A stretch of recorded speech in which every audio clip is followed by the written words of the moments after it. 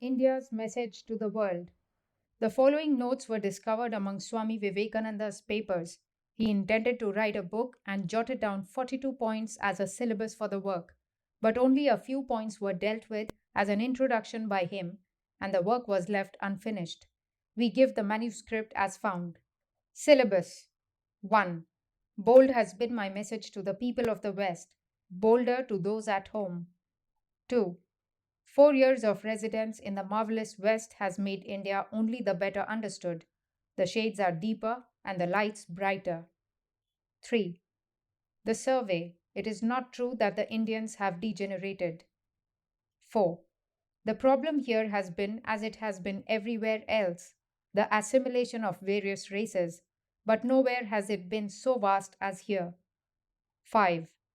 Community of language, government, and above all, religion has been the power of fusion. 6. In other lands, this has been attempted by force, that is, the enforcement of the culture of one race only over the rest, the result being the production of a short lived, vigorous national life, then dissolution. 7. In India, on the other hand, the attempts have been as gentle as the problem vast, and from the earliest times, the customs, and especially the religions, of the different elements tolerated. 8. Where it was a small problem and force was sufficient to form a unity, the effect really was the nipping in the bud of various healthy types in the germ of all the elements except the dominant one.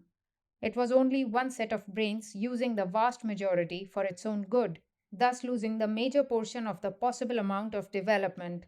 And thus, when the dominant type had spent itself, the apparently impregnable building tottered to its ruins. Example Greece, Rome, the Norman. 9.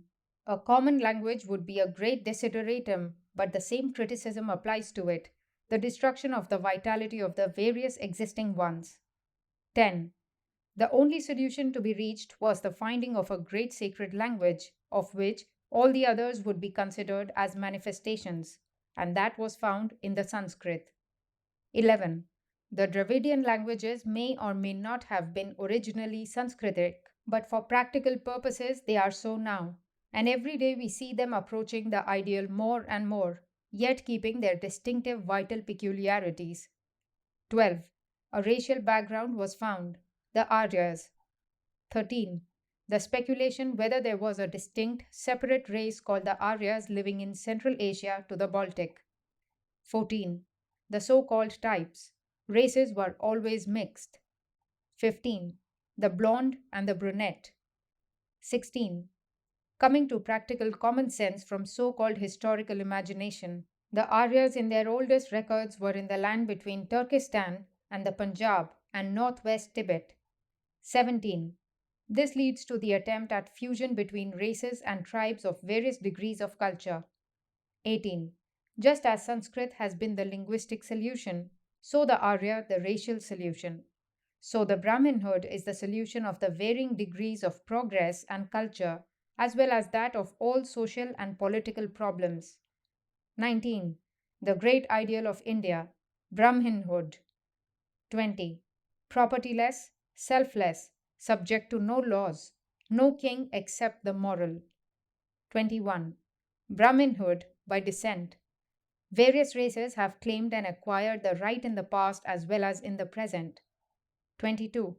No claim is made by the doer of great deeds, only by lazy, worthless fools. 23. Degradation of Brahminhood and Kshatriyahood. The Puranas said there will be only non Brahmins in the Kali Yuga, and that is true, becoming truer every day. Yet a few Brahmins remain, and in India alone. 24. Kshatriyahood. We must pass through that to become a Brahmin. Some may have passed through in the past, but the present must show that. 25. But the disclosure of the whole plan is to be found in religion. 26. The different tribes of the same race worship similar gods, under a generic name as the Baals of the Babylonians, the Molochs of the Hebrews. 27. The attempt in Babylonia of making all the Baals merge in Baal Merodach, the attempt of the Israelites to merge all the Molochs in the Moloch Yahweh or Yahoo. 28. the Babylonians destroyed by the Persians, and the Hebrews who took the Babylonian mythology and adapted it to their own needs succeeded in producing a strict monotheistic religion. 29. Monotheism, like absolute monarchy, is quick in executing orders and a great centralization of force, but it grows no farther, and its worst feature is its cruelty and persecution. All nations coming within its influence perish very soon after a flaring up of a few years. 30. In India, the same problem presented itself. The solution found? Ekam Sadvipra Bahudha Vadanti. This is the keynote to everything which has succeeded and the keystone of the arch. 31. The result is that wonderful toleration of the Vedantist. 32. The great problem, therefore, is to harmonize and unify without destroying the individuality of these various elements. 33. No form of religion which depends upon persons, either of this earth or even of heaven, is able to do that. 34. Here is the glory of the Advaita system preaching a principle, not a person, yet allowing persons, both human and divine, to have their full play. 35. This has been going on all the time. In this sense, we have been always progressing. The prophets during the Mohammedan rule. 36. It was fully conscious and vigorous in old days, and less so of late. In this sense alone, we have degenerated. 37. This is going to be in the future. If the manifestation of the power of one tribe utilizing the labors of the rest produced wonderful results at least for a certain length of time, here is going to be the accumulation and the concentration of all the races that have been slowly and inevitably getting mixed up in blood and ideas. And in my mind's eye, I see the future giant slowly maturing. The future of India, the youngest and the most glorious of the nations of earth, as well as the oldest. 38. The way we will have to work. Social customs as barriers, some as founded upon the Smritis, but none from the Shrutis. The Smritis must change with time. This is the admitted law. 39. The principles of the Vedanta not only should be preached everywhere in India, but also outside. Our thought must enter into the makeup of the minds of every nation, not through writings, but through persons. 40. Gift is the only karma in Kali Yuga, none attaining knowledge until purified by karma. 41. Gift of spiritual and secular knowledge. 42. Renunciation, renouncers, the nation call. Introduction. Bold has been my message to the people of the West. Bolder is my message to you, my beloved countrymen. The message of ancient India to new Western nations I have tried my best to voice. Ill done or well done, the future is sure to show. But the mighty voice of the same future is already sending forward soft but distinct murmurs, gaining strength as the days go by. The message of India that is to be to India as she is at present. Many wonderful institutions and customs, and many wonderful manifestations of strength and power it has been my good fortune to study in the midst of the various races I have seen. But the most wonderful of all was to find that beneath all these apparent variations of manners and customs, of culture and power, beats the same mighty human heart, under the impulsion of the same joys and sorrows, of the same weakness and strength. Good and evil are everywhere, and the balance is wondrously even. But above all is the glorious soul of man everywhere, which never fails to understand any one who knows how to speak its own language. Men and women are to be found in every race whose lives are blessings to humanity, verifying the words of the divine Emperor Ashoka. In every land dwell Brahmins and Shramanas. I am grateful to the lands of the West for the many warm hearts that received me with all the love that pure and disinterested souls alone could give. But my life's allegiance is to this my motherland. And if I had 1,000 lives, every moment of the whole series would be consecrated to your service, my countrymen, my friends.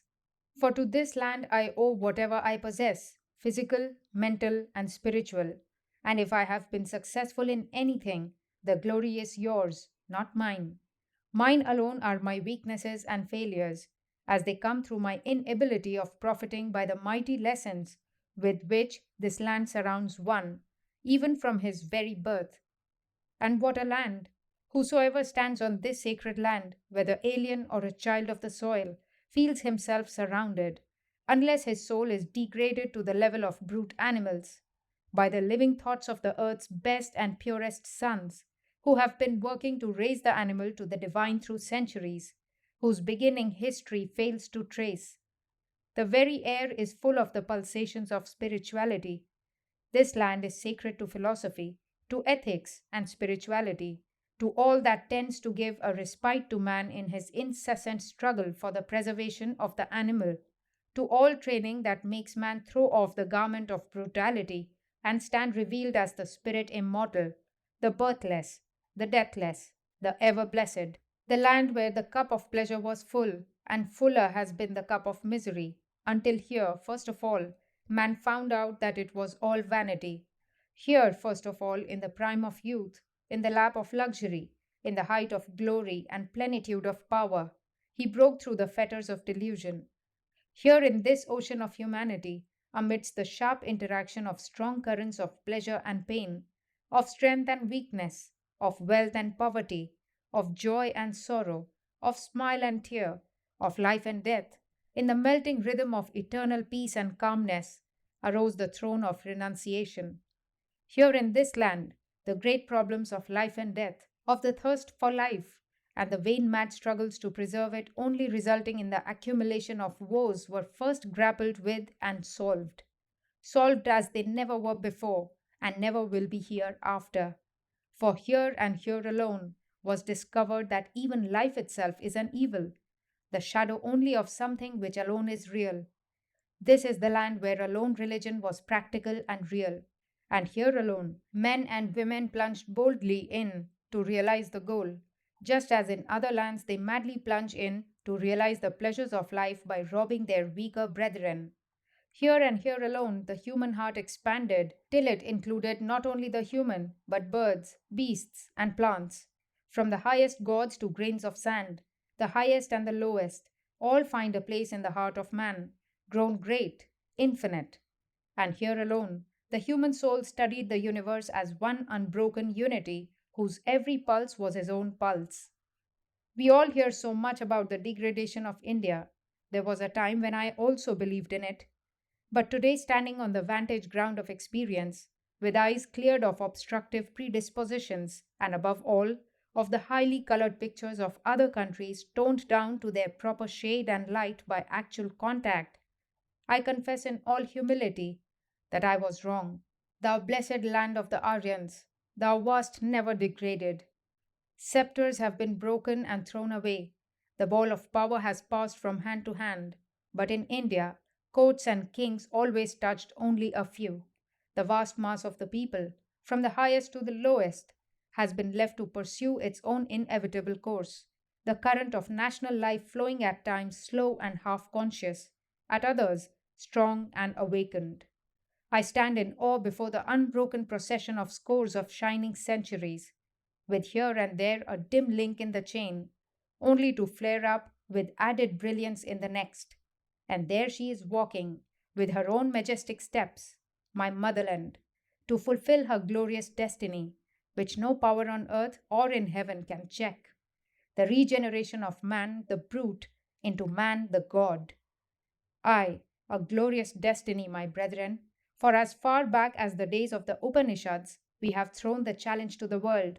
Na prajaya dhanena tyagena amritatva manashuhu. Not by progeny, not by wealth, but by renunciation alone, immortality is reached. Race after race has taken the challenge up and tried their utmost to solve the world riddle on the plane of desires. They have all failed in the past. The old ones have become extinct under the weight of wickedness and misery, which lust for power and gold brings in its train, and the new ones are tottering to their fall. The question has yet to be decided whether peace will survive or war, whether patience will survive or non-forbearance, whether goodness will survive or wickedness, whether muscle will survive or brain, whether worldliness will survive or spirituality. We have solved our problem ages ago, and held on to it through good or evil fortune, and mean to hold on to it till the end of time. Our solution is unworldliness, renunciation. This is the theme of Indian life work, the burden of her eternal songs, the backbone of her existence, the foundation of her being, the raison d'etre of her very existence, the spiritualization of the human race. In this, her life course, she has never deviated, whether the Tartar ruled or the Turk, whether the Mughal ruled or the English. And I challenge anybody to show one single period of her national life when India was lacking in spiritual giants capable of moving the world. But her work is spiritual, and that cannot be done with blasts of war trumpets or the march of cohorts. Her influence has always fallen upon the world like that of the gentle dew, unheard and scarcely marked, yet bringing into bloom the fairest flowers of the earth.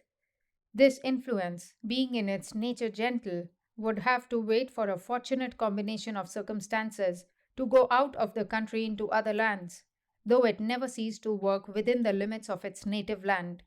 As such, every educated person knows that whenever the empire building Tartar or Persian or Greek or Arab brought this land in contact with the outside world, a mass of spiritual influence immediately flooded the world from here. The very same circumstances have presented themselves once more before us. The English highroads over land and sea and the wonderful power manifested by the inhabitants of that little island have once more brought India in contact with the rest of the world, and the same work has already begun. Mark my words, this is but the small beginning. Big things are to follow. What the result of the present work outside India will be, I cannot exactly state. But this I know for certain that millions, I say deliberately, millions in every civilized land are waiting for the message that will save them from the hideous abyss of materialism into which modern money worship is driving them headlong. And many of the leaders of the new social movements have already discovered that Vedanta in its highest form can alone spiritualize their social aspirations. I shall have to return to this towards the end. I take up, therefore, the other great subject, the work within the country. The problem assumes a twofold aspect not only spiritualization, but assimilation of the various elements of which the nation is composed. The assimilation of different races into one has been the common task in the life of every nation.